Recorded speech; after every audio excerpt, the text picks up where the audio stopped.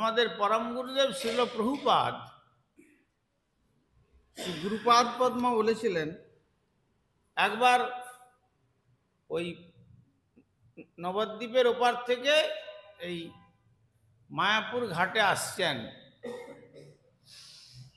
একজন ব্যক্তি গঙ্গার মধ্যস্থলে যখন নৌকা এসেছে, একবারে এক মুখ পানের যে লাল রস চিৎকার করে গঙ্গায় ফেলে দিলেন। তখন প্রভুপাদ বলেছিলেন, আপনি দেবীর গায়ে, এই দেবী মাতার গায়ে আপনি এই চিৎকার করতে আপনার একটু বিবেকের মধ্যে বাঁধলো না?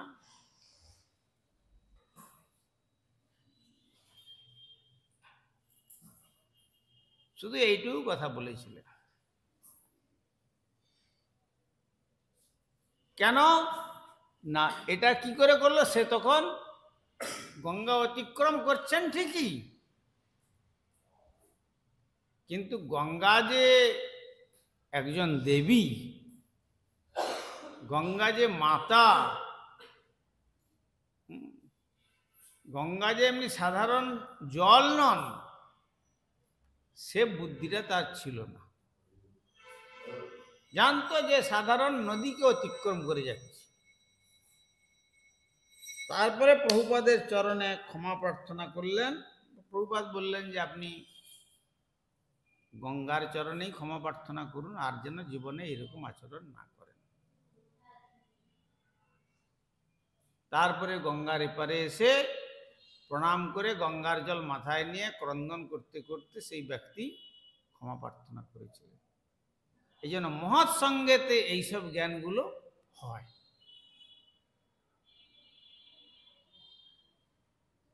কিন্তু নদীতে সেই নৌকায় অনেকে ছিলেন, আর তো কেউ কিছু বলতে পারতেন, কিন্তু আর কেউ বললেন না। প্রভুপাদের কৃপা হলো তার প্রতি, এবং তিনি বললেন আর জীবনে কোনোদিন আমি এইরকম মলিন কার্য করব না। কেন, মায়ের অঙ্গে যদি সন্তান থুতু ফেলে সেটা কেমন লাগে? আর ইনি তো দেবী, গঙ্গা দেবী, বিষ্ণু শক্তি, এটি তার স্থূল রূপ, কিন্তু প্রকৃতপক্ষে তার স্বরূপ তো তিনি রমণী মূর্তি, মাতৃমূর্তি। এই জন্য লোকে বলে গঙ্গা মাতা, গঙ্গা মাইয়া কি জয়। এখানে আমাদের ইস্কন করেছেন গঙ্গা মাতার মন্দির, শুধু গঙ্গা মন্দির বলেননি, কিন্তু গঙ্গা মাতার মন্দির লেখা আছে।